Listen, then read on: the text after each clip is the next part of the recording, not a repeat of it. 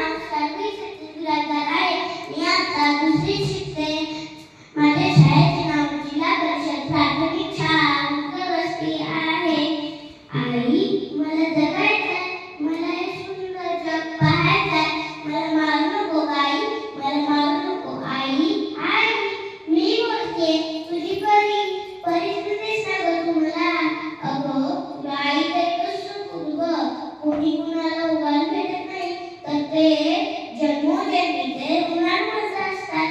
आपल्या मुलांना आहे का गं की ज्यांना आपण भेटलोही आणि दुरावलोही असो?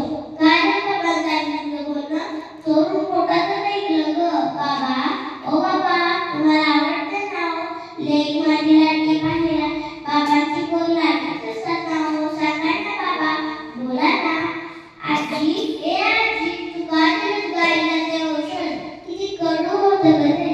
आजी, असं देत जाऊ नको, मला त्रास होतो, मला गुदमर येत होतो.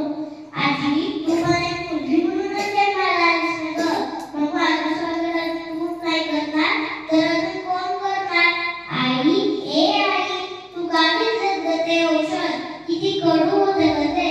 आई, असं घेत जाऊ नको, मला त्रास होतो, मला गुदमर येत होतं. आई, जन्माला घालून तरी बघितला, तुझे तू पाचशे माझ्यात अनेकदा. आजी, ए आजी, मला समजते. आई, मला समजते तुझी गोडी, तुझी दुश्मन, पण मी मुळीच काय करणार नाही ना गं. अगं, मला तुला नवीन कपडे नको. मी काही चिरून कपडे घालून शाळेत आहे, काही चिरून नंतर वापरेन, काही चिरून मी खेळणी खेळेन. मी शिकून खूप मोठी होईल आणि माझ्या उठायची तयारी करेन. बाबांना जरा सुद्धा त्रास होऊ देणार नाही. आई, आता खूप छान, मला उद्या काढून टाकायला दवाखान्यात जाणार. याचं दुःख म्हणून की तूच काही क्षण माझ्यासमोर आहे, याचा आनंद मानून. नुसतं स्त्री गुणाच्या सासून काय होणार? मुलींच्या संरक्षणाची जबाबदारी घेणार तरी कोण? अशा वेळी मला गजर व्हावं वाटतं. या थकलेल्या मनातला हा लढा माझ्या अस्तित्वाशी विचार येत आहे. माझ्या त्या अस्तित्वाला आणि रेणुकाला सुद्धा की आजपर्यंत आपण म्हणतो त्या पण खरंच मला नाव ओळखा नाही ना. चला आता बोलून टाकूया हे न्याय याच्या विनंतीकडे. काढून टाकूया अंगावरील अलंकाराचे बंधनाचा साथ.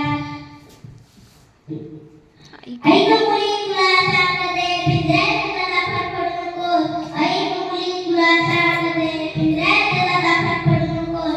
पेटून तू रडू नकोस. पेटून